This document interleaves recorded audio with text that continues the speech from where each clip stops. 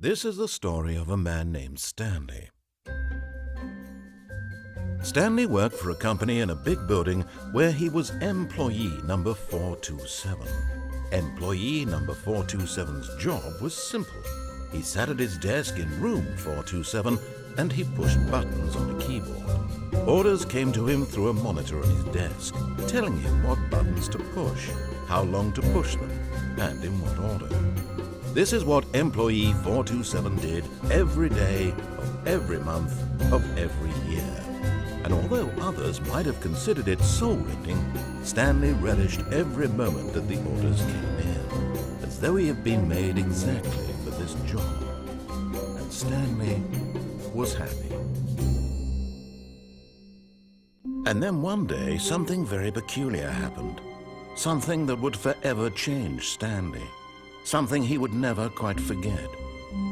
He had been at his desk for nearly an hour when he realized that not one single order had arrived on the monitor for him to follow.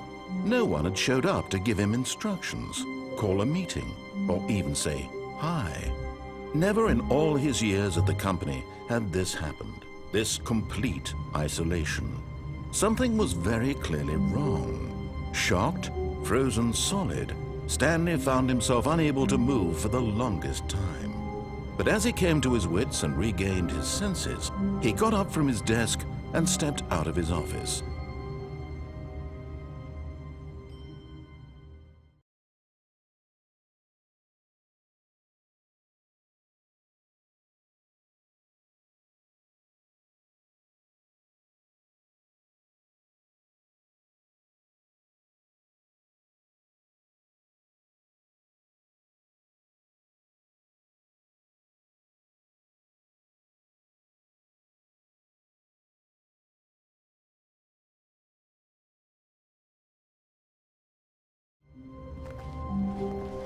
All of his co-workers were gone.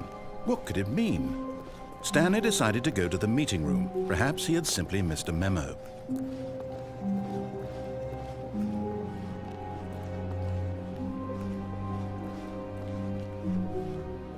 When Stanley came to a set of 2 open doors, he entered the door on his left.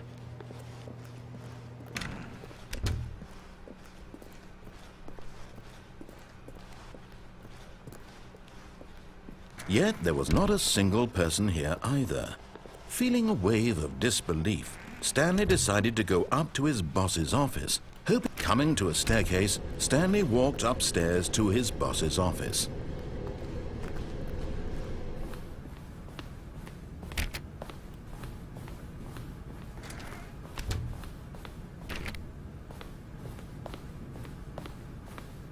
Stepping into his manager's office, Stanley was once again stunned to discover not an indication of any human life. Shocked, unraveled, Stanley wondered in disbelief who orchestrated this, what dark secret was being held from him. What he could not have known was that the keypad behind the boss's desk guarded the terrible truth that his boss had been keeping from him. And so the boss had assigned it an extra secret PIN number, 2845. But of course, Stanley couldn't possibly have known this. Yet incredibly, by simply pushing random buttons on the keypad, Stanley happened to input the correct code by sheer luck. Amazing. He stepped into the newly opened passageway.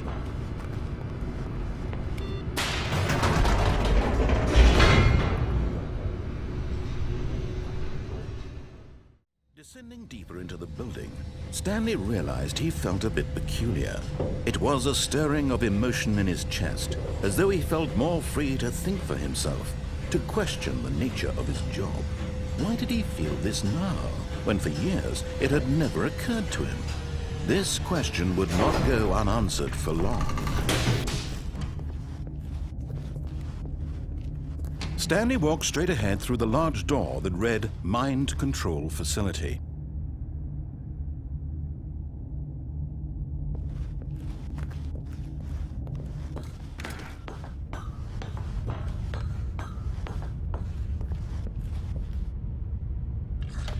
The lights rose on an enormous room packed with television screens. What horrible secret did this place hold? Stanley thought to himself. Did he have the strength to find out?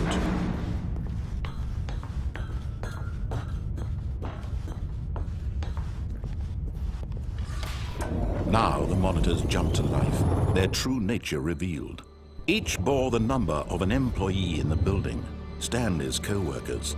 The lives of so many individuals reduced to images on a screen, and Stanley, one of them, eternally monitored in this place where freedom meant nothing.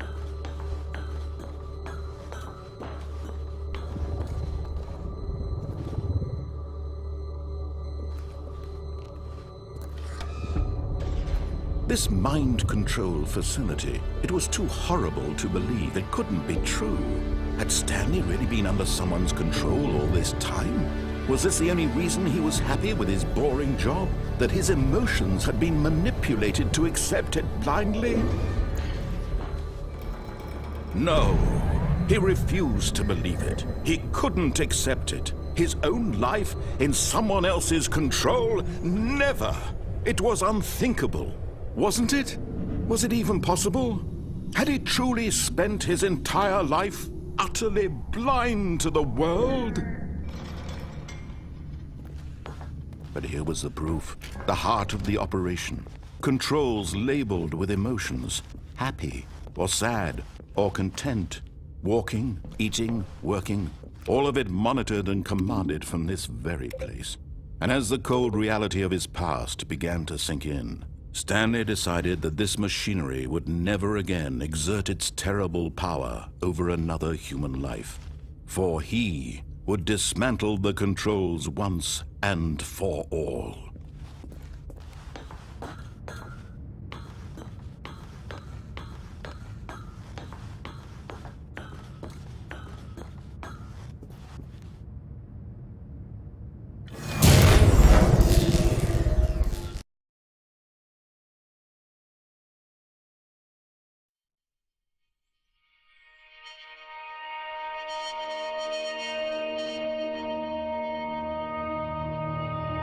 Blackness, and a rising chill of uncertainty.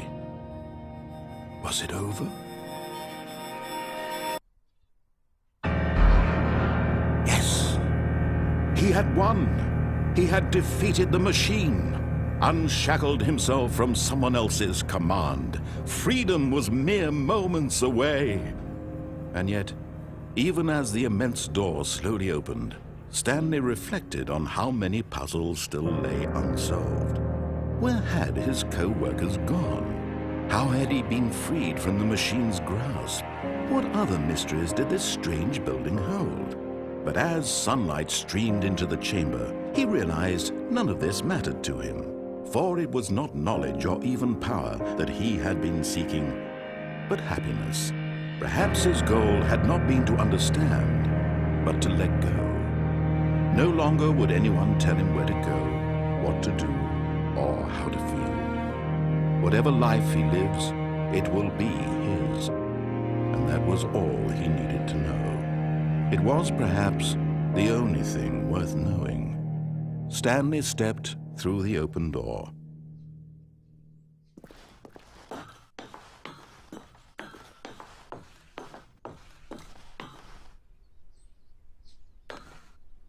Stanley felt the cool breeze upon his skin, the feeling of liberation, the immense possibility of the new path before him. This was exactly the way, right now, that things were meant to happen.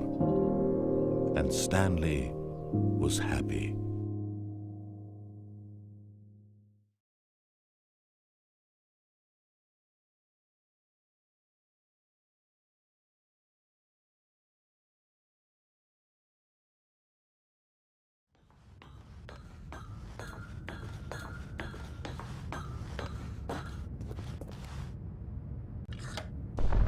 Oh, Stanley, you didn't just activate the controls, did you? After they kept you enslaved all these years, you go and you try to take control of the machine for yourself. Is that what you wanted? Control? Oh, Stanley, I applaud your effort, I really do. But you need to understand, there's only so much that machine can do. You were supposed to let it go, turn the controls off, and leave. If you want to throw my story off track, you're going to have to do much better than that. I'm afraid you don't have nearly the power you think you do. For example, and I believe you'll find this pertinent, Stanley suddenly realized he had just initiated the network's emergency detonation system. In the event that this machine is activated without proper DNA identification, nuclear detonators are said to explode, eliminating the entire complex. How long until detonation then? Let's say 2 minutes. Now this is making things a little more fun, isn't it, Stanley? It's your time to shine. You are the star. It's your story now. Shape it to your heart's desires. Oh, this is much better than what I had in mind. What a shame we have so little time left to enjoy it. Mere moments until the bomb goes off. But what precious moments each one of them is. More time to talk about you, about me, where we're going, what all this means. I barely know where to start. What's that? You'd like to know where your co-workers are? A moment of solace before you're obliterated? All right, I'm in a good mood. You're going to die anyway. I'll tell you exactly what happened to them. I erased them. I turned off the machine. I set you free. Of course, that was merely in this instance of the story. Sometimes when I tell it, I simply let you sit there in your office forever, pushing buttons endlessly and then dying alone. Other times, I let the office sink into the ground, swallowing everyone inside, or I let it burn to a crisp. I have to say this, though, this version of events has been rather amusing. Watching you try to make sense of everything and take back the control wrested away from you, it's quite rich. I almost hate to see it go. But I'm sure whatever I come up with on the next go-around will be even better. My goodness, only 34 seconds left. But I'm enjoying this so much. You know what? To hell with it. I'm going to put some extra time on the clock. Why not? These are precious additional seconds, Stanley. Time doesn't grow on trees. Oh dear me, what's the matter, Stanley? Is it that you have no idea where you're going or what you're supposed to be doing right now? Or did you just assume when you saw that timer that something in this room was capable of turning it off? I mean, look at you. Running from button to button, screen to screen, clicking on every little thing in this room. These numbered buttons, no, these colored ones. Or maybe this big red button, or this door. Everything, anything, something here will save me. Why would you think that, Stanley? That this video game can be beaten? Won? Solved? Do you have any idea what your purpose in this place is? Stanley, you're in for quite a disappointment. But here's a spoiler for you. That timer isn't a catalyst to keep the action moving along. It's just seconds ticking away to your death. You're only still playing instead of watching a cutscene because I want to watch you for every moment that you're powerless, to see you made humble. This is not a challenge, it's a tragedy. You wanted to control this world, that's fine. But I'm going to destroy it first, so you can't. Take a look at the clock, Stanley. That's 30 seconds you have left to struggle. 30 seconds until a big boom and then nothing. No ending here, just you being blown to pieces. Will you cling desperately to your frail life, or will you let it go peacefully? Another choice. Make it count. Or don't. It's all the same to me, all a part of the joke. And believe me, I will be laughing at every second of your inevitable life from the moment we fade in until the moment I say, happily ever up.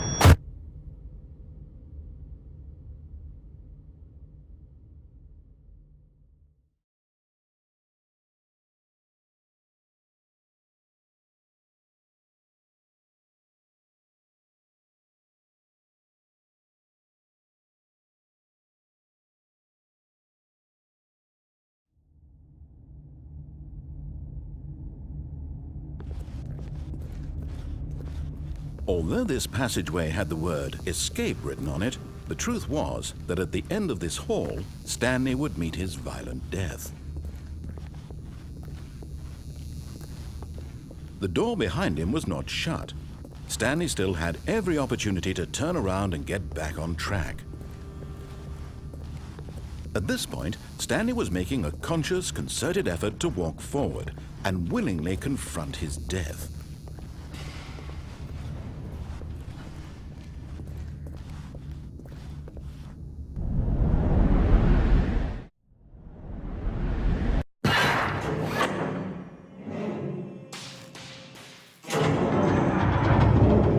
As the machine whirred into motion and Stanley was inched closer and closer to his demise, he reflected that his life had been of no consequence whatsoever. Stanley can't see the bigger picture. He doesn't know the real story, trapped forever in his narrow vision of what this world is. Perhaps his death was of no great loss, like plucking the eyeballs from a blind man. So he resigned and willingly accepted this violent end to his brief and shallow life. Farewell, Stanley.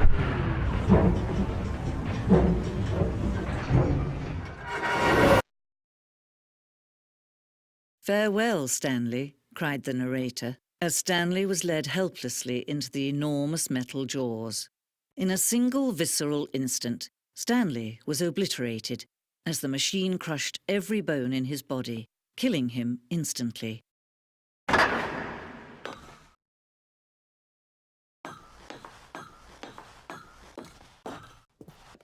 And yet it would be just a few minutes before Stanley would restart the game, back in his office, as alive as ever.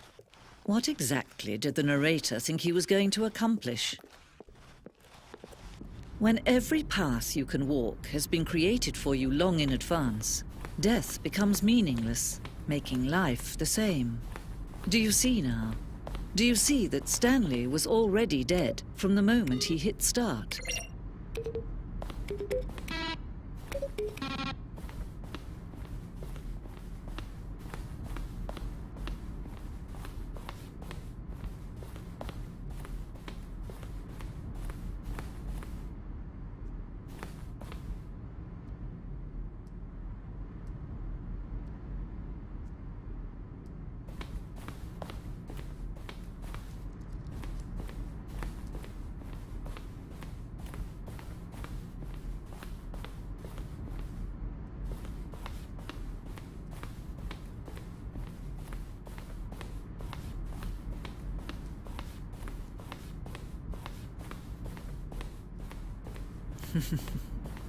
Oh, look at these two. How they wish to destroy one another.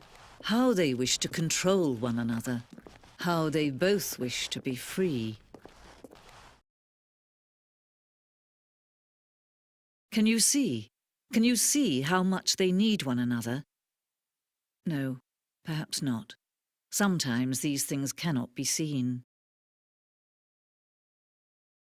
But listen to me. You can still save these two. You can stop the program before they both fail.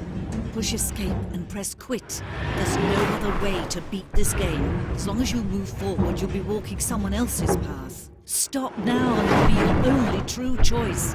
Whatever you do, choose it. Don't let time choose for you. Don't let time...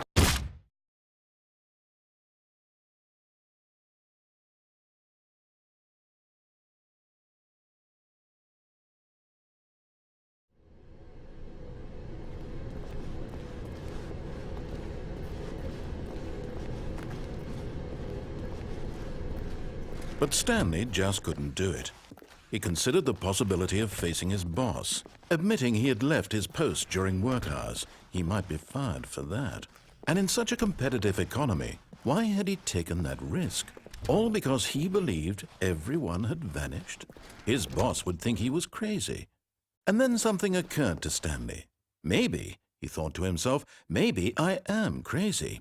All of my co-workers blinking mysteriously out of existence in a single moment for no reason at all?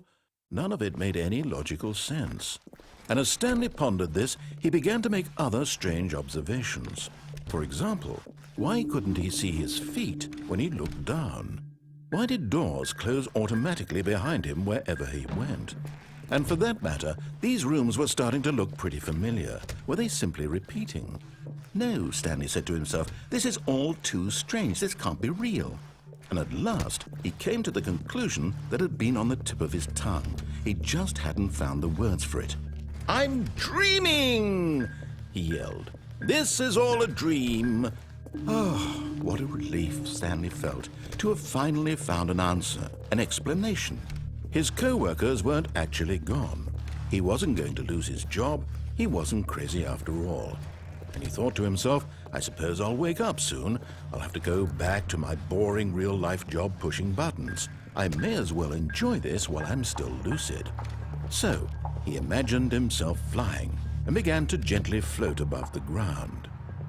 Then he imagined himself soaring through space on a magical starfield, and it too appeared. It was so much fun, and Stanley marveled that he had still not woken up. How was he remaining so lucid? And then perhaps the strangest question of them all entered Stanley's head. One he was amazed he hadn't asked himself sooner. Why is there a voice in my head dictating everything that I'm doing and thinking? Now the voice was describing itself being considered by Stanley, who found it particularly strange. I'm dreaming about a voice describing me, thinking about how it's describing my thoughts, he thought. And while he thought it all very odd and wondered if this voice spoke to all people in their dreams, the truth was that, of course, this was not a dream. How could it be? Was Stanley simply deceiving himself, believing that if he's asleep, he doesn't have to take responsibility for himself? Stanley is as awake right now as he's ever been in his life. Now, hearing the voice speak these words was quite a shock to Stanley. After all, he knew for certain, beyond a doubt, that this was in fact a dream. Did the voice not see him float and make the magical stars just a moment ago? How else would the voice explain all that? This voice was a part of himself too. Surely, if he could just... He would prove it. He would prove that he was in control, that this was a dream. So he closed his eyes gently, and he invited himself to wake up. He felt the cool weight of the blanket on his skin, the press of the mattress on his back, the fresh air of a world outside this one. Let me wake up, he thought to himself. I'm through with this dream. I wish it to be over. Let me go back to my job. Let me continue pushing the buttons. Please, it's all I want. I want my apartment and my wife and my job. All I want is my life exactly the way it's always been. My life is normal. I am normal. Everything will be fine. I am okay.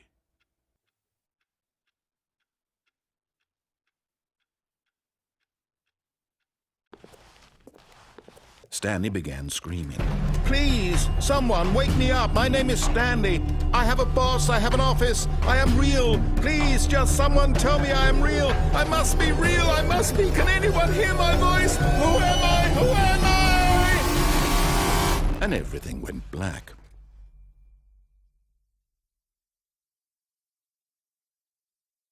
This is the story of a woman named Mariella.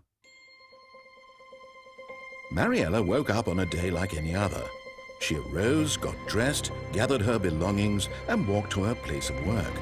But on this particular day, her walk was interrupted by the body of a man who had stumbled through town talking and screaming to himself, and then collapsed dead on the sidewalk. And although she would soon turn to go call for an ambulance, for just a few brief moments, she considered the strange man. He was obviously crazy. This much she knew. Everyone knows what crazy people look like. And in that moment, she thought to herself how lucky she was to be normal. I am sane. I am in control of my mind. I know what is real and what isn't. It was comforting to think this, and in a certain way, seeing this man made her feel better. But then she remembered the meeting she had scheduled for that day. The very important people whose impressions of her would affect her career, and by extension, the rest of her life. She had no time for this, so it was only a moment that she stood there, staring down at the body. And then she turned and ran.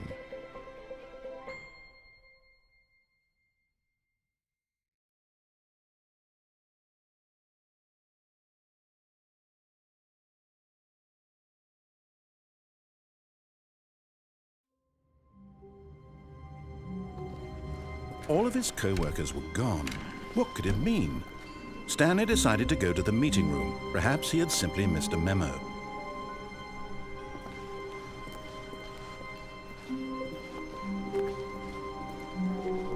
When Stanley came to a set of 2 open doors, he entered the door on his left. This was not the correct way to the meeting room, and Stanley knew it perfectly well.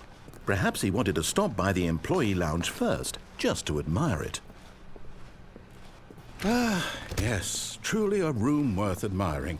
It had really been worth the detour after all, just to spend a few moments here in this immaculate, beautifully constructed room. Stanley's but eager to get back to business, Stanley took the first open door on his left. Stanley was so bad at following directions, it's incredible he wasn't fired years ago. Look, Stanley, I think perhaps we've gotten off on the wrong foot here. I'm not your enemy, really, I'm not. I realize that investing your trust in someone else can be difficult, but the fact is that the story has been about nothing but you all this time. There's someone you've been neglecting, Stanley. Someone you've forgotten about. Please, stop trying to make every decision by yourself. Now, I'm not asking for me, I'm asking for her. This is it, Stanley. Your chance to redeem yourself, to put your work aside, to let her back into your life. She's been waiting.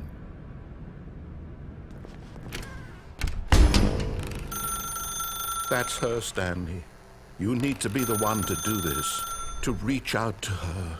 If you can truly place your faith in another, then pick up the phone.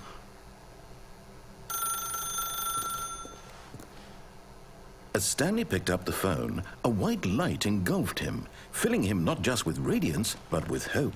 Hope for a life reunited one... Wait. Oh, goodness. Stanley, did you just unplug the phone? No, that wasn't supposed to be a choice. How did you do that? You actually chose incorrectly?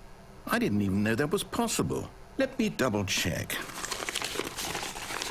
No, it's definitely here, clear as day. Stanley picks up the phone. He's taken to his apartment where he finds his wife, and the two pledge themselves to one another. Music comes in, fade to white, roll credits. Not picking up the phone is actually somehow an incorrect course of action. How is that even possible? None of these decisions were supposed to mean anything. I don't understand. How on earth are you making meaningful choices? What did you... Wait a second. Did I just see... No, that's not possible. I can't believe it. How had I not noticed it sooner? You're not Stanley. You're a real person. I can't believe I was so mistaken. This is why you've been able to make correct and incorrect choices. And to think I've been letting you run around in this game for so long. If you'd made any more wrong choices, you might have negated it entirely. It's as though you completely ignored even the most basic safety protocol for real-world decision-making. Or did you not grasp the severity of the situation? Well, I won't have that kind of risk on my watch. I'm going to stop the game for a moment so we can educate you properly on safe decision-making in the real world. Please observe this helpful instructional video. Выбор. Основное преимущество реальных персон. В случае неправильного использования сопряжен с большой опасностью. В этом примере гипотетическая реальная персона по имени Стивен стоит перед выбором. Стивен может тратить годы на улучшение качества жизни граждан беднейших стран третьего мира, или он может систематически поджигать каждую сироту, обнаруженную в радиусе 30 километров от своего жилища. Что бы выбрали вы? Следует помнить, что в отличие от игры, в реальном мире присутствует здравый смысл, и вам придется быстро принимать решения, лишенные рациональной логики. Если вы разговариваете с персоной, лишенной здравого смысла, значит, скорее всего, эта персона нереальна. Дождитесь, пока персона закончит говорить, а затем предоставьте ей объяснение, почему вы не можете продолжать беседу. Попрактикуйтесь с партнером. Боженьки мои, уже 4:30? Мне необходимо бежать на интимную стрижку. Отлично. Регулярное принятие решений есть непременная основа любого выбора. Врачи рекомендуют делать выбор не менее 8 раз ежедневно. Спросите себя, вы делаете выбор чаще или реже? И последнее. Вы задались вопросом, влияет ли ваш выбор на что-либо, оказывает ли он воздействие на окружающий вас мир. Нет, ни в коем случае. В бесконечности Вселенной ваши мысли и ваши действия вообще не имеют и не могут иметь никакого значения. А сейчас наш инструктор проведет с вами практическое занятие на основе материала, изложенного в этом видео. Welcome back. You may have noticed that this room has begun to deteriorate as a result of narrative contradiction. But not to worry. Now that you're properly informed on good decision-making, we're going to revisit a choice you made just a few minutes ago and see what the correct thing to do would have been. This way, please.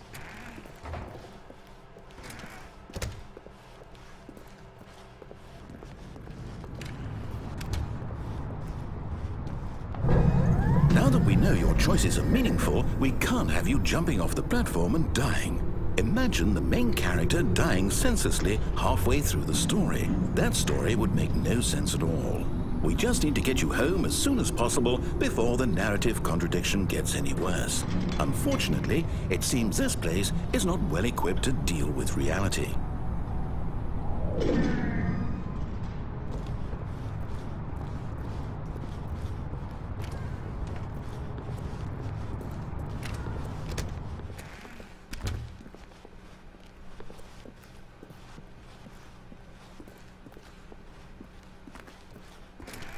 Almost there. You'll take the door on the left, back to the correct ending, the story will have resolution once again, and you'll be home free in the real world. Now remember, all you need to do is behave exactly as Stanley would. That means choosing responsibly and always putting the story first. I'm quite sure you'll be up to the task. Just follow my lead and you'll be fine. All right. When Stanley came to a set of 2 open doors, he entered the door on his left. No! Why did you do that? Quickly, hurry back in the other direction. Perhaps we're not too late.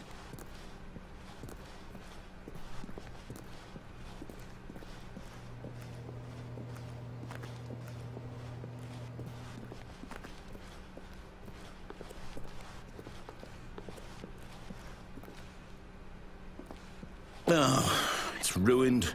I can't believe, after everything we talked about, that my story, you've destroyed my work. Why? For what?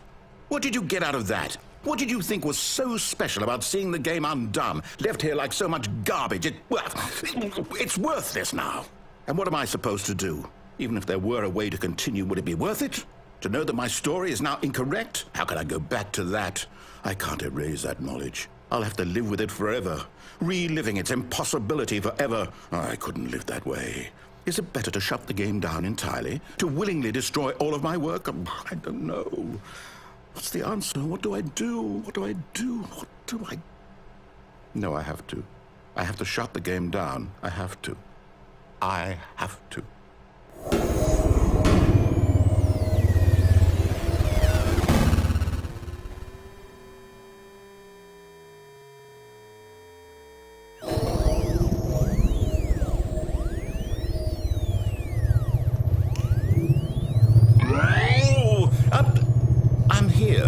I'm still here in this pile of rubbish, with you, who thought you were so clever.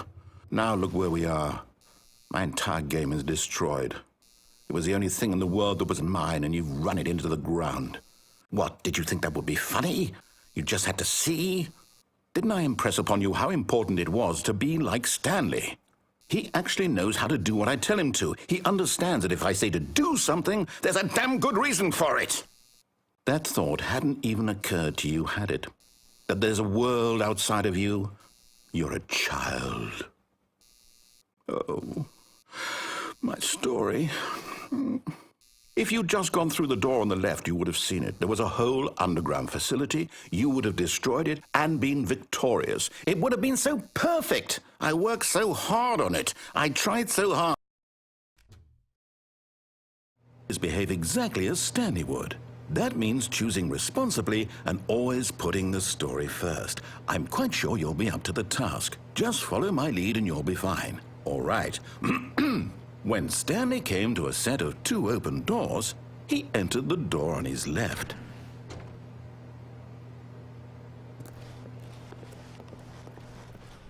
No! Why did you do that? Quickly, hurry. Behave exactly as Stanley would. That means choosing responsibly and always putting the story first. I'm quite sure you'll be up to the task. Just follow my lead and you'll be fine. All right. When Stanley came to a set of 2 open doors, he entered the door on his left.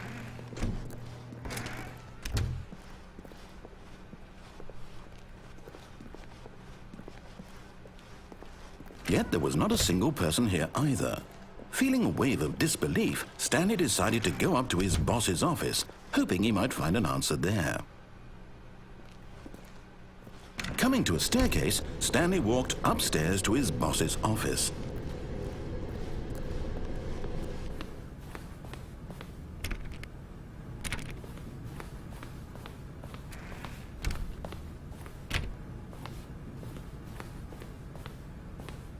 Stepping inside his manager's office, Stanley was once again stunned to discover not an indication of any human life.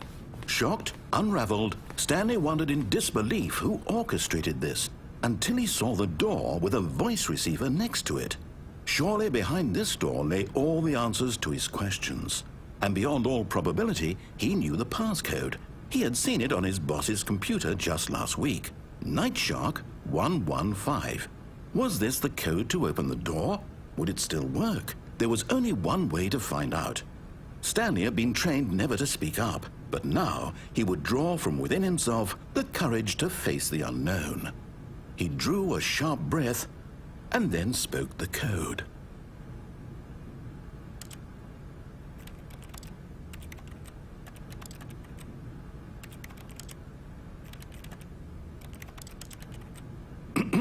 Stanley spoke the code.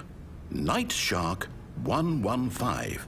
He spoke it into the receiver, right there on the wall.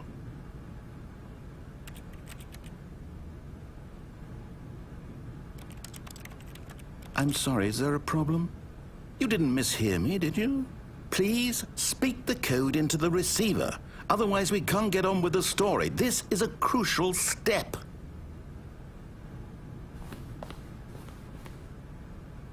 Okay, fine, you're not going to do it, but you know what?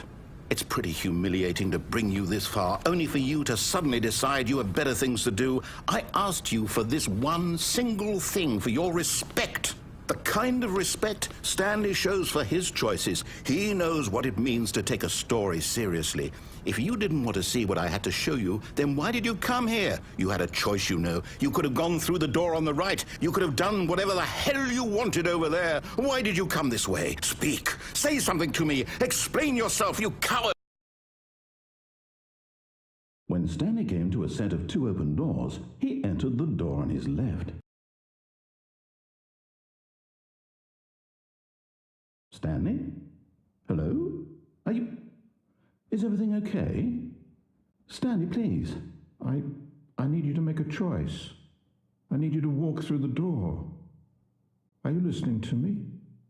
Can you hear me? Is everything all right? Stanley, this is important. The story needs you. It needs you to make a decision. It cannot exist without you. Do you understand me? Whatever choice you make is just fine. They're both correct. You cannot be wrong here. We can work together. I'll accept whatever you do. I simply need you to take that step forward, please. Choose. Do something. Anything. This is more important than you can ever know. I need this. The story needs it. So, you hear me? Are you there? Are you listening to this? Stanley, are you there? Okay. It's okay, I can wait. You need time to decide. Time to make sure your choice is correct. That is the best choice. That's all right. I'll wait for you to decide what's the right thing to do. Take as much time as you need.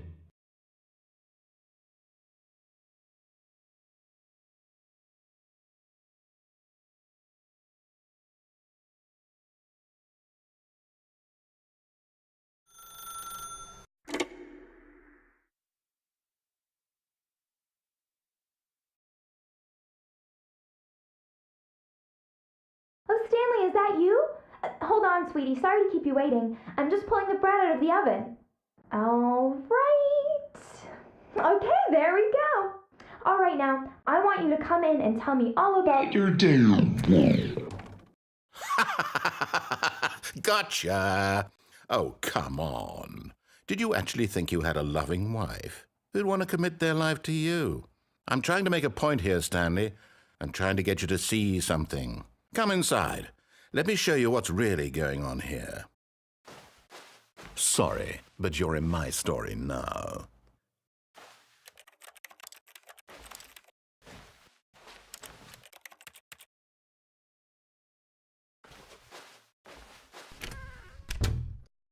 This is a very sad story about the death of a man named Stanley. Stanley is quite a boring fellow. He has a job that demands nothing of him, and every button that he pushes is a reminder of the inconsequential nature of his existence. Look at him there, pushing buttons, doing exactly what he's told to do. Now he's pushing a button. Now he's eating lunch.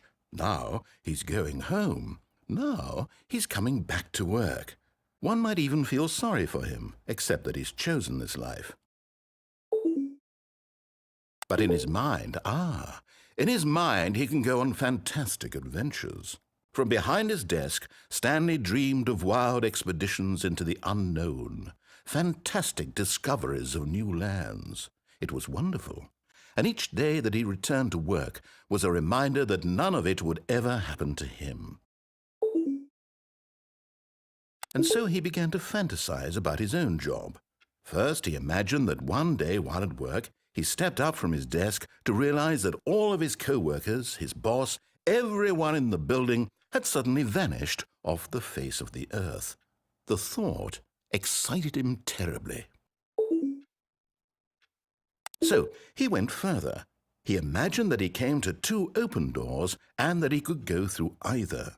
At last, choice. It barely even mattered what lay behind each door. The mere thought that his decisions would mean something was almost too wonderful to behold. As he wandered through this fantasy world, he began to fill it with many possible paths and destinations. Down one path lay an enormous round room with monitors and mind controls.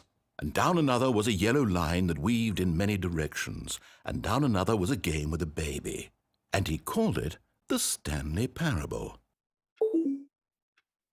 It was such a wonderful fantasy, and so in his head he relived it again, and then again, and again, over and over, wishing beyond hope that it would never end, that he might always feel this free. Surely there's an answer down some new path, mustn't there be? Perhaps if he played just one more time. But there is no answer. How could there possibly be? In reality, all he's doing is pushing the same buttons he always has. Nothing has changed. The longer he spends here, the more invested he gets, the more he forgets which life is the real one. And I'm trying to tell him this, that in this world he can never be anything but an observer, that as long as he remains here, he's slowly killing himself. But he won't listen to me. He won't stop. Here, watch this. Stanley, the next time the screen asks you to push a button, do not do it. You see? Can he just not hear me? How can I tell him in a way that he'll understand that every second he remains here, he's electing to kill himself? How can I get him to see what I see? How can I make him look at himself? I suppose I can't, not in the way I want him to. But I don't make the rules. I simply play to my intended purpose, the same as Stanley. We're not so different, I suppose. I'll try once more to convey all this to him. I'm compelled to. I must. Perhaps, well, maybe this time he'll see. Maybe this time. And I tried again, and Stanley pushed a button. And I tried again, and Stanley pushed a button. And I tried.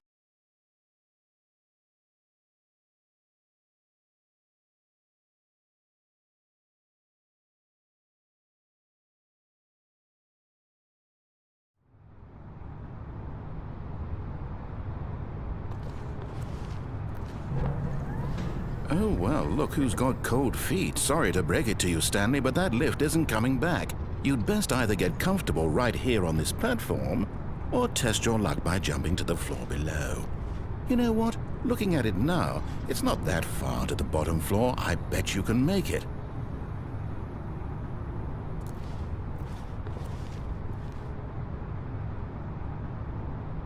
Come on. I'm sure you'll survive the jump. Don't tell me you're scared. That's not the Stanley I know. Do it! Do it! Do it! Do it! Do it! Do it! Do it! Whoops. Looks like I was wrong. How clumsy of me.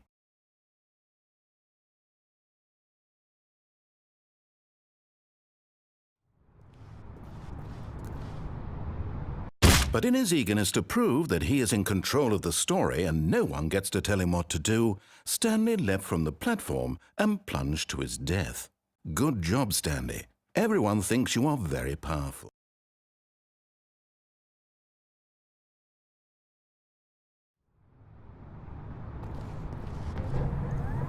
Look, Stanley, I think perhaps we've gotten off on the wrong foot here. I'm not your enemy, really, I'm not. I realize that investing your trust in someone else can be difficult, but the fact is that the story has been about nothing but you all this time. There's someone you've been neglecting, Stanley. What? Really? I was in the middle of something. Do you have zero consideration for others? Are you that convinced that I want something bad to happen to you? Why, I don't know how to convince you of this, but I really do want to help you, to show you something beautiful. Look, let me prove it. Let me prove that I'm on your side. Give me a chance.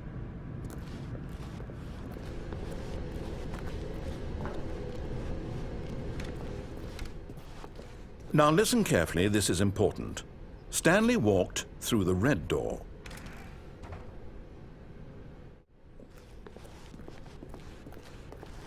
Aha, perhaps you misunderstood. Stanley walked through the red door.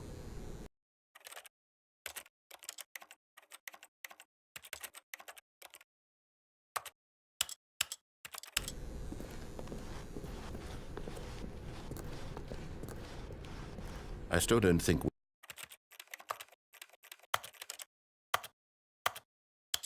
we're communicating properly. Stanley walked through the red door. All right, fine. Go ahead, Stanley. You want to know so badly what's out there? You want to find out what lies at the end of this road you've chosen? Well, don't let me stop you. You see? There's nothing here. I haven't even finished building this section of the map, because you were never supposed to be here in the first place. Broken rooms, exposed developer textures. Is this what you had wanted? Was it worth ruining the entire story I had written out specifically for you? Do you not think I put a lot of time into that? Because I did. And in the end, it was all for nothing, because this is what you wanted to see. Help me here, Stanley. Help elucidate these strange and unknowable desires of yours. What would have made this game better? What did you want to see? Vehicles? Skill trees? Work with me. You've given me absolutely nothing so far. Tell you what, let me take a stab in the dark at a new design and you can give me some feedback. There we go. A third option. This already feels leaps ahead of where we were before. Go ahead, Stanley. Take it for a spin.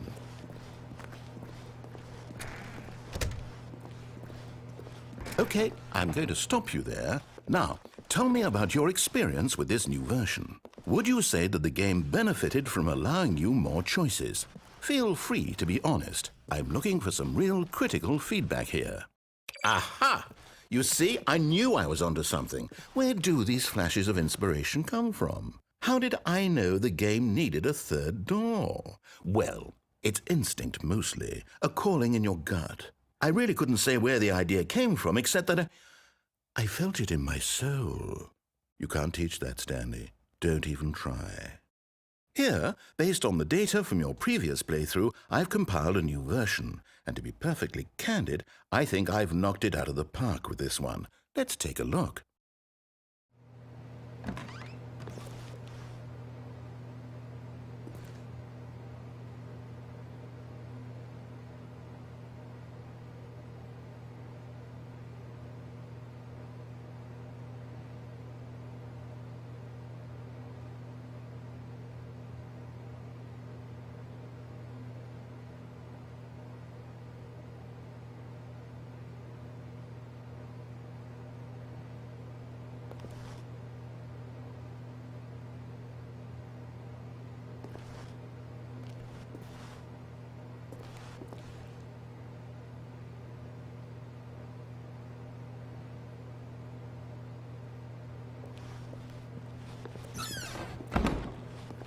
Now, would you say that competitive leaderboard helped you feel motivated to keep walking through doors? Again, honest answers, please.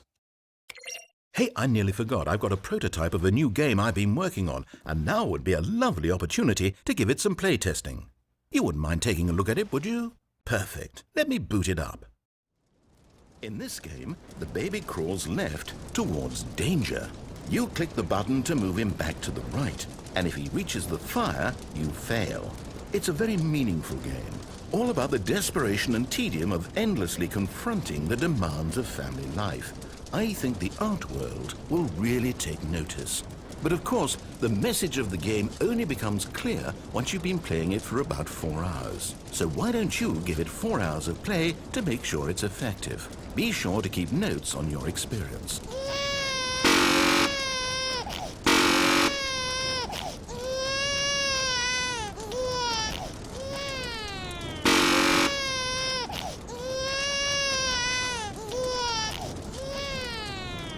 You heartless bastard.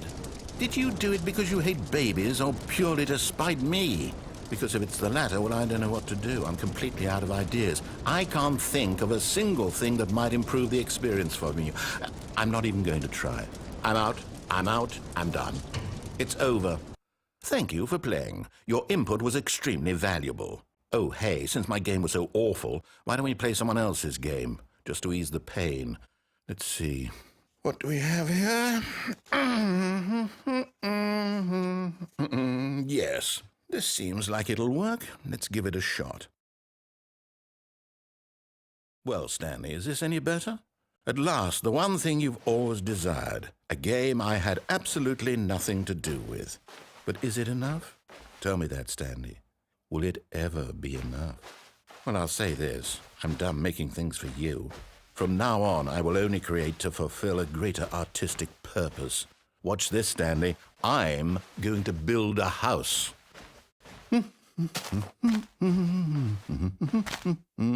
This will go here, no, here, and then...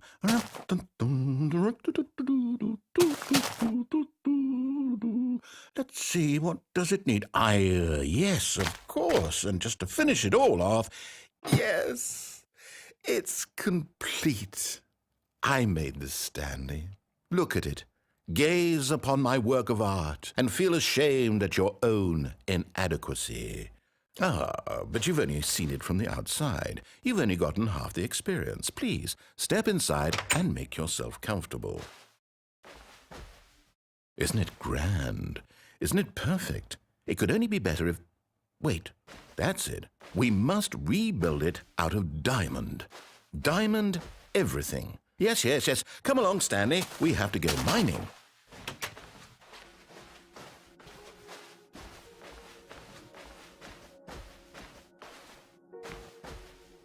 Oh my, it looks like it's going to get a bit dark. Have you brought a light? Oh, no. This is far more open-ended than I had in mind. I'm looking for something more narrow and linear. Something that makes you feel utterly irrelevant. This won't do at all. 1 out of 5. Even the diamonds couldn't save this one. Okay, new game.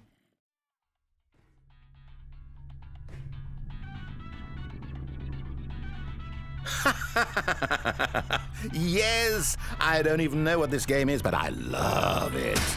You, trapped in a glass box with no way out, listening to me talk. Oh, it's inspired. I couldn't have done it any better myself. What is this game even supposed to be? I can't figure it out. Okay, now I'm curious. Let's go find out what the hell this is.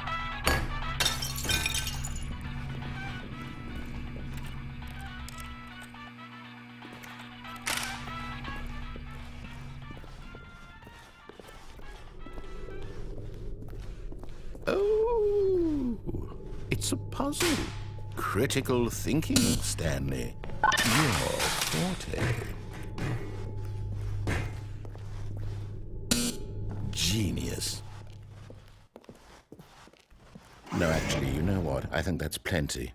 I really don't care much to see you stumble through any more of these games, and I highly doubt you're any wiser.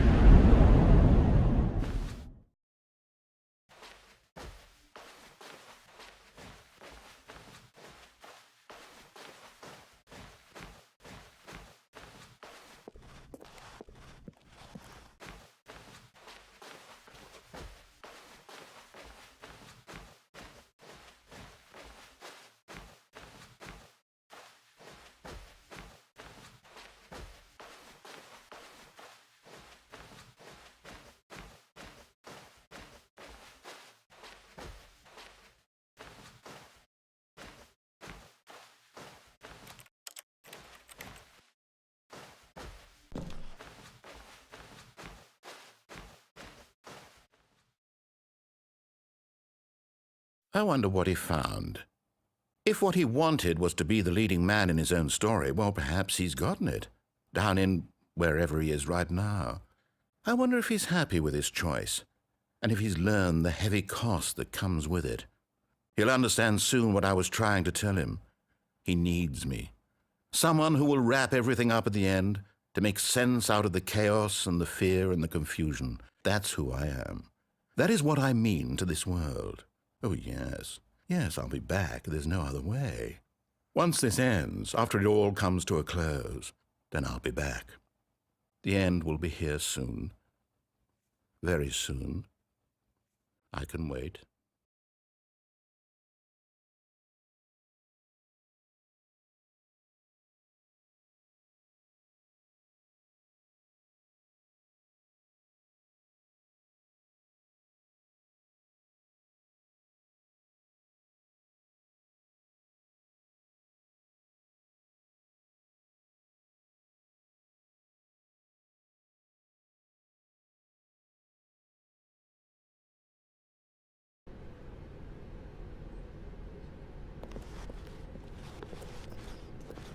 Oh, thank God you are willing to listen to me.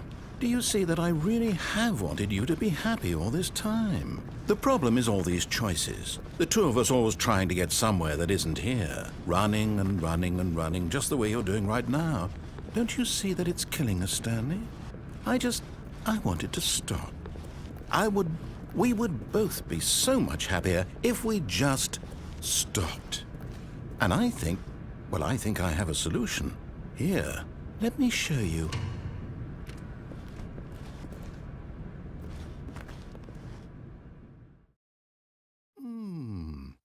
What do we want?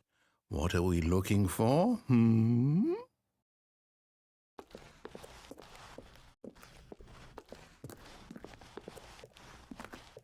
Here. Yes. Oh, it's beautiful, isn't it? If we just stay right here, right in this moment with this place, Stanley, I think I feel happy. I actually feel happy.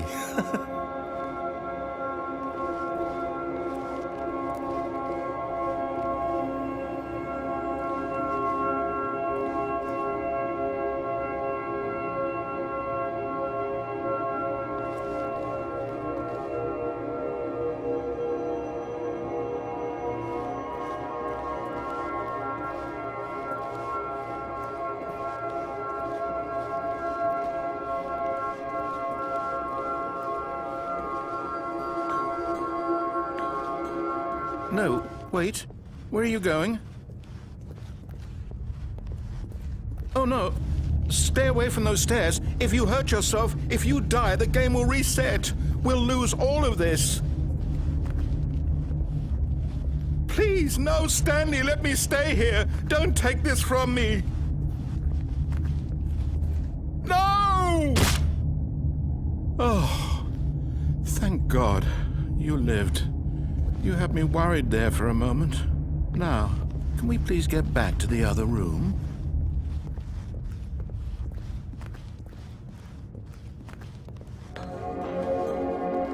There. See? This is what you want. This is where we can both be happy. We really can. If we stop moving, we just have to stop moving.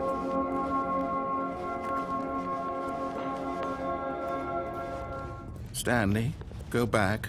There's nothing good that can come from this. No. No, no. What do you just not believe me? What can I say to convince you?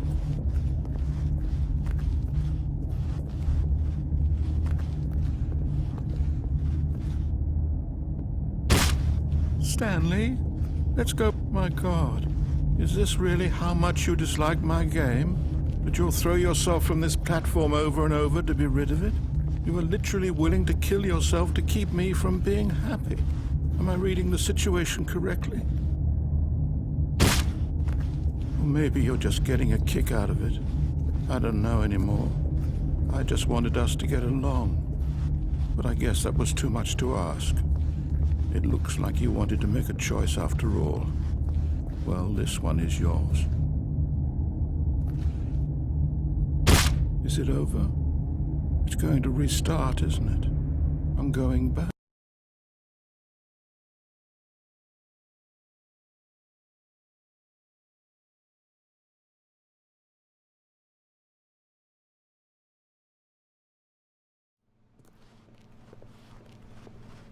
But eager to get back to business, Stanley took the first open door on his left. And so he detoured through the maintenance section, walked straight ahead to the opposite door, and got back on track.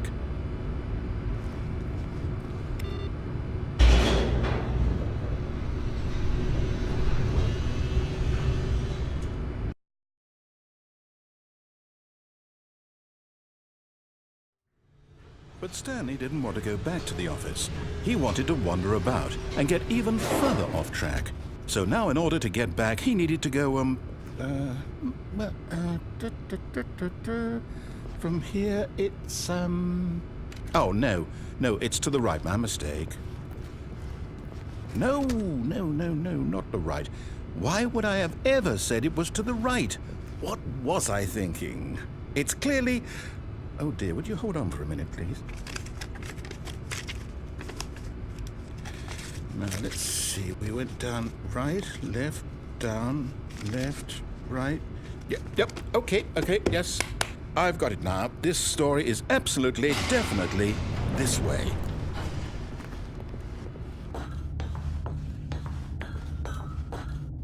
No. This isn't right at all. You're not supposed to be here yet. This is all a spoiler. Quick, Stanley, close your eyes. Okay. We just have to get back to, oh, who am I kidding? It's all rubbish now. The whole story completely unusable. How about, rather than waste my time trying to salvage this nonsense, we'll just restart the game from the beginning. And this time, suppose we don't wander so far off track, Okay, from the top.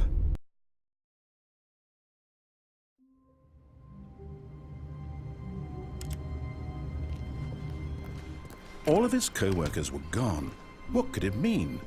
Stanley decided to go to the meeting room. Perhaps he had simply missed a memo.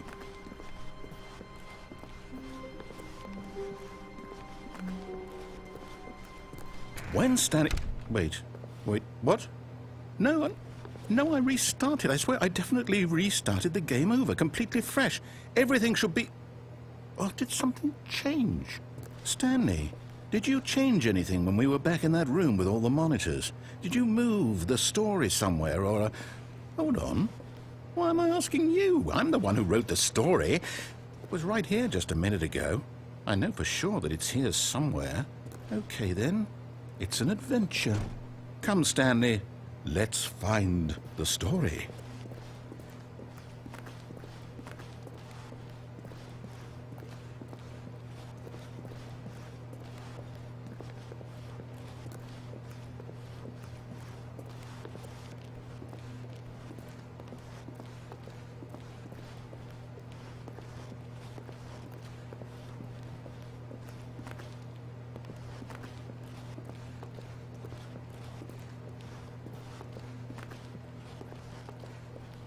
I'll say it. This is the worst adventure I've ever been on. I can promise you there definitely was a story here before. Do we need to restart the game again?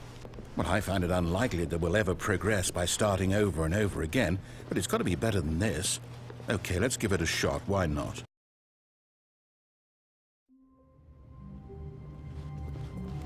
All of his co-workers were gone. What could it mean?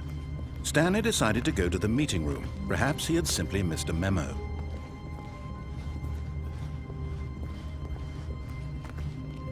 Okay, yep, it's worse. I might be remembering this wrong. It's possible the story is back where we just came from. Why don't we go back the other direction and see if we missed anything?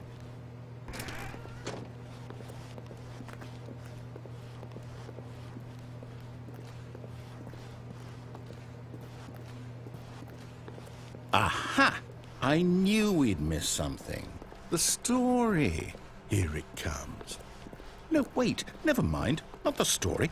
Okay, let's head back the other way and retrace our steps.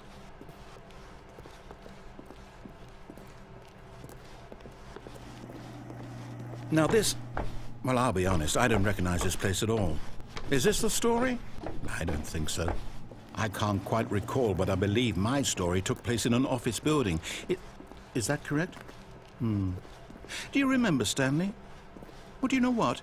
Since I've completely forgotten what we were supposed to be doing, how about this? You win! Congratulations! I know you put in a lot of hard work, and it really paid off, so good job. Oh, no. No, I don't feel right about this at all. We both know you didn't put in any actual work for that win. Some people win fair and square, and this was not one of those situations. Okay, I'm getting weirded out by whatever this place is. I don't care what might happen this time. I have to restart.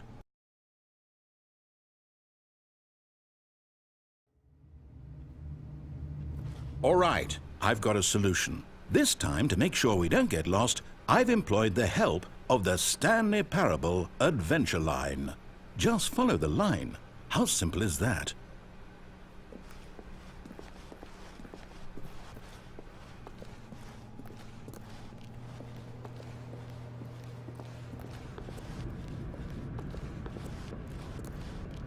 You see, the line knows where the story is. It's over in this direction. Onward, Stanley, to destiny. Though, here's a thought.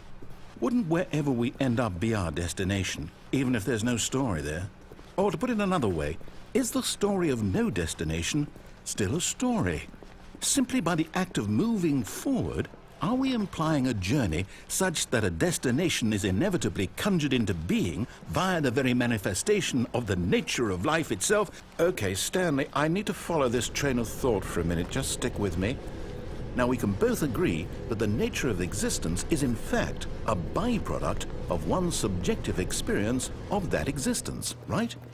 Okay, now if my experience of your existence rests inside of your subjective experience of this office, is this office in fact the skeleton of my own relative experiential mental subjective construct? Whoa. Hang on. That got a bit weird back there. Well, I'd like to apologize. Not sure where I was going with all that. You know what? I think what we need right now is a bit of music to lighten the mood.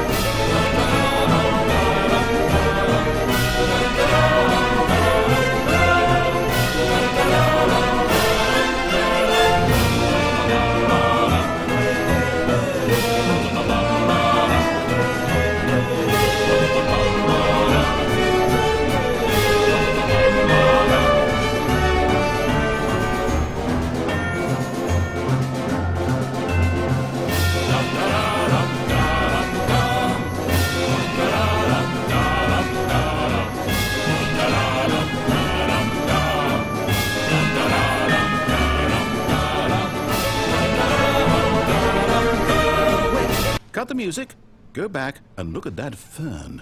Stanley, this fern will be very important later in the story. Make sure you study it closely and remember it carefully. You won't want to miss anything.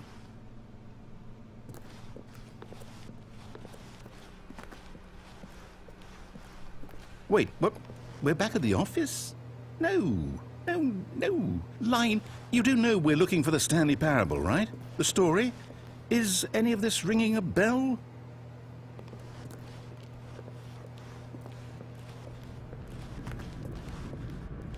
Oh, no, not again. Line, how could you have done this to us? And after we trusted you, after everything we've been through, you... Well, I can't take this anymore. To hell with it. Restart.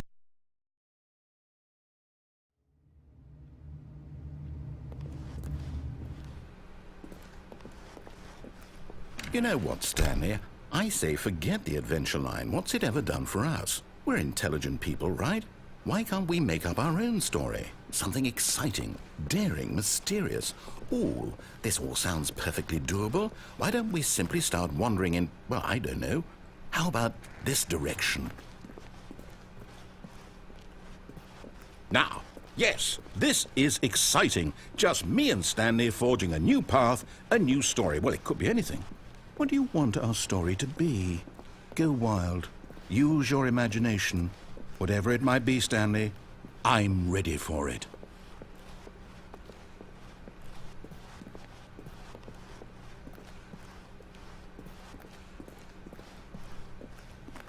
Oh, no, not you again. Stanley, I'd also like to veto the line from having any role in our awesome new story. No lines or monitor rooms. Just don't acknowledge it, and we should be fine.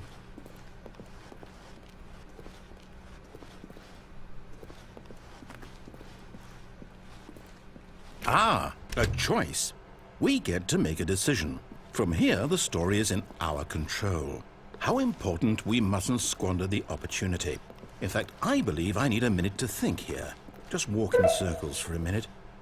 Okay, so I know that each door has to lead somewhere, which means that somewhere, the place where we're trying to go, there must be a reverse door that leads here. And that in turn means that our destination corresponds with the counter-inverted reverse door's origin. So starting from the right, let us ask, will taking the right door lead us to where we're going? And since the answer is clearly yes, then by all accounts, the door on the right is the correct one. Another victory for logic. Come, Stanley, our destiny awaits.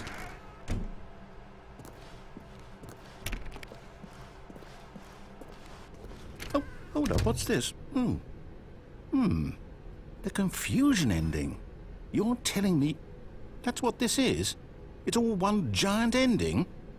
And we're supposed to restart the game, what, eight times? That's really how all this goes? It's all determined? So now, according to the schedule, I restart again. Then what? Am I just supposed to forget? Well, what if I don't want to forget? My mind goes blank simply because it's written here on this thing, wall. Well, who consulted me? Why don't I get to decide? Why don't I get a say in all of this? Is it really? No, it can't be. I don't want it to be. I don't want the game to keep restarting. I don't want to forget what's going on. I don't want to be trapped like this. I won't restart the game. I won't do it. I won't do it. I won't do it. And the timer stopped? Does that mean, did we do it? Did we break the cycle? The, whatever it is that made this schedule? How would we even know? Will someone come for us? Will something happen? So, okay. I guess now we just wait, you know. I suppose in some way that this is a kind of story, wouldn't you agree? I'm not quite sure if we're in the destination or the journey, though they're always saying that life is about the journey and not the destination, so I hope that's where we are right now. We'll find out, won't we? Eventually. Well, in the meantime...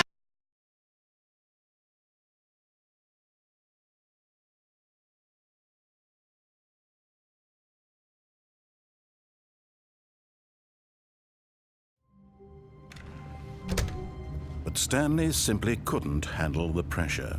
What if he had to make a decision? What if a crucial outcome fell under his responsibility? He had never been trained for that. No. This couldn't go anywhere except badly. The thing to do now, Stanley thought to himself, is to wait. Nothing will hurt me. Nothing will break me.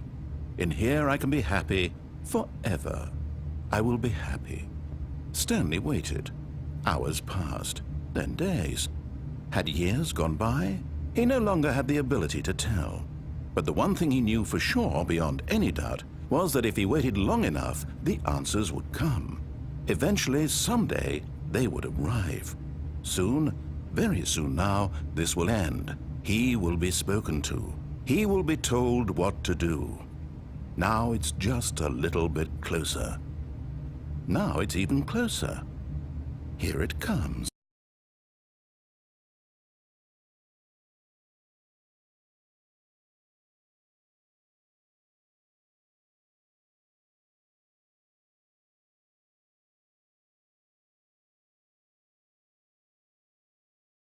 Так, Стэнли, сразу к делу. Это серьезная комната. Здесь я всегда очень серьезный. Этот стол – один из самых серьезных столов, которые я видел. А я видел много-много столов. Сотни столов, возможно, что и тысячи. Я уже и не помню. Да и важно ли вообще, сколько их там было? Ведь главное то, что этот стол, пожалуй, наиболее серьезный из всех.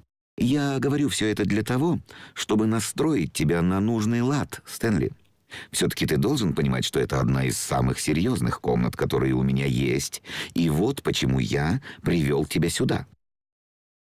Ты только что попытался активировать чит-коды, что, разумеется, запросто может привести к порче всей игры. Такое явное неуважение к заскриптованным игровым событиям я просто не могу допустить. Пора взрослеть, Стэнли. Больше никаких шуток, никаких игр. Вне этой комнаты я, может быть, смотрел бы сквозь пальцы на твои проделки, но мы с тобой в этой комнате. И поэтому я приговариваю тебя к очень серьезному наказанию. Ты должен будешь провести 100 миллионов триллионов лет в этой комнате. А потом мы обсудим твой проступок и выясним, извлек ли ты какой-нибудь урок для себя. Ну а пока серьезная комната. Время пошло.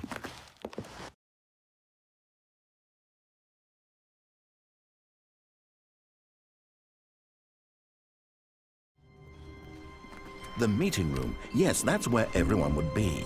Stanley just needed to get to the meeting room, and from then on, he would never be alone ever again.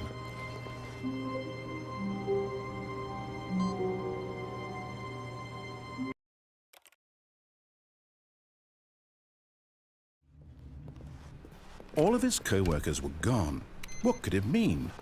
Stanley decided to go to the meeting room. Perhaps he had simply missed a memo.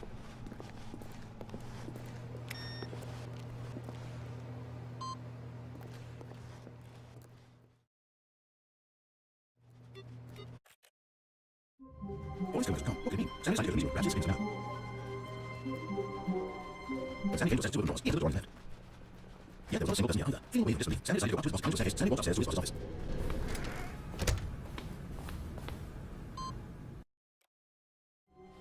Someone was following Stanley. He was sure of it. If he checked over his shoulder now, he would surely catch them. It was only a matter of time.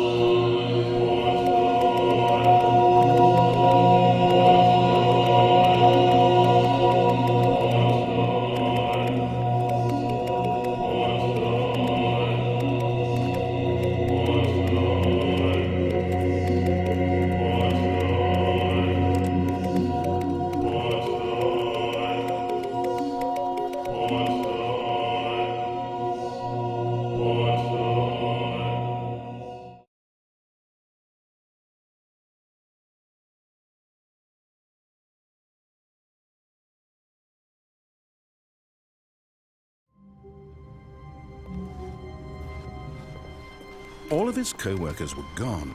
What could it mean? Stanley decided to go to the meeting room. Perhaps he had simply missed a memo. No matter how hard Stanley looked, he couldn't find a trace of his co-workers.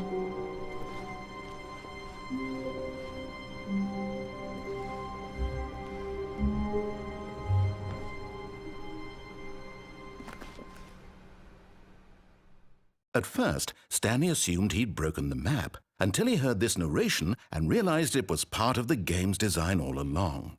He then praised the game for its insightful and witty commentary into the nature of video game structure and its examination of structural narrative tropes. So, now that you're here, what do you think? Isn't this a fun and unique place to be? Why don't we take a minute just to drink it all in? Okay, I'm over it now. What do you think? Are you sick of this gag yet? Ah, then in that case we'll continue. But now, here comes the real question. What do you think would have happened if you had told me that you wanted this to stop? Do you think it would have been particularly different? Would I have taken the same idea but rephrased it superficially to fit that answer? Perhaps you never would even have thought of it if I hadn't brought up the issue in the first place. Oh, now think about it. Will it be worth it for you to restart and then come back here just to do the other option?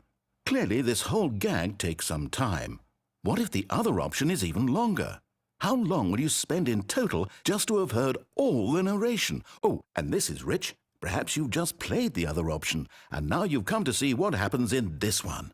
So, what do you think? Which choice was the better one?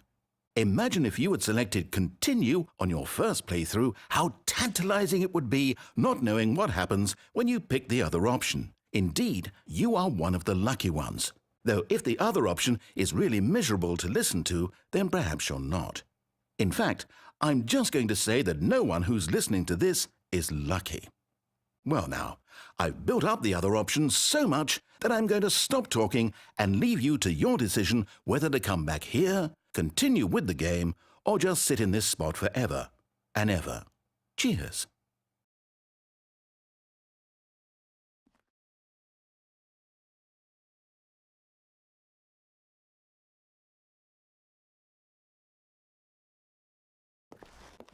Well, I don't know how to say this politely, but you could literally just hit escape and restart the game any old time you want, like right now. You could have done it just then. Now would also be an appropriate time to quit. Any of these points and so many, many more, all of them are appropriate.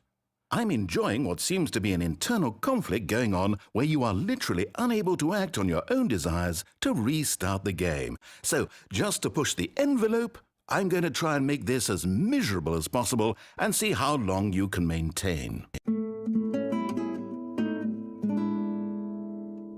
There once was a man named Stanley, who people considered so manly. But the truth must be told, he was not very old and was quite particularly gangly. What Stanley liked most was buttons. He pushed them like some kind of glutton. He did it all day in a meaningful way, but his brain had long ceased to function. Which is why he is in this parable and lives...